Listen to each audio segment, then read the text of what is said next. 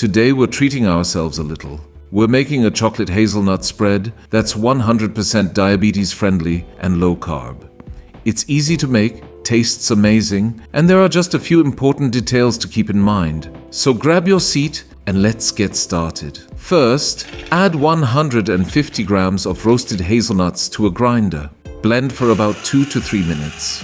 While that's running, don't forget to subscribe and give the video a like. When it's ready, the hazelnuts should look like a thick paste. That's exactly what we're after. We also tested a food processor. It works, but the grinder gave us the best results. From this point on, we'll use a blender. We used a blender with a tall container, but an immersion blender can work as well. Transfer the ground hazelnuts into the blender. Add about 10 milliliters of sunflower oil or hazelnut oil. Then add a pinch of salt and 200 milliliters of heavy cream. Blend briefly. Next, add 45 grams of erythritol.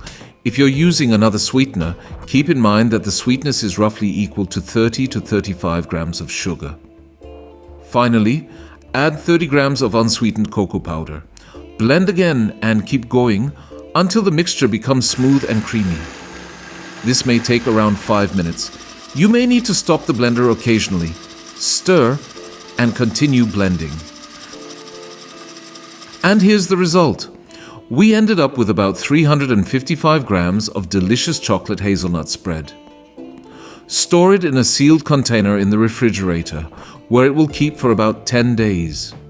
Spread it on a slice of low-carb bread, and the flavor is simply fantastic. Enjoy! Our chocolate hazelnut spread contains about 5.6 grams of net carbs per 100 grams. In a typical store-bought chocolate hazelnut spread, that number is roughly 10 times higher. The glycemic load of our spread is about 1 per 100 grams. Store-bought versions are usually around 18. Because of their high glycemic load, traditional chocolate hazelnut spreads can have a strong impact on blood sugar, and that effect may still be noticeable even after 6 hours. Our version has a much lower glycemic impact and is far more blood sugar friendly. Of course, portion control still matters. We've reached the end of today's video. Every week we share new diabetes-friendly and low-carb recipes on this channel. If you enjoyed the video, please give it a like, subscribe, and let us know your thoughts in the comments. Until the next recipe, take care and see you soon.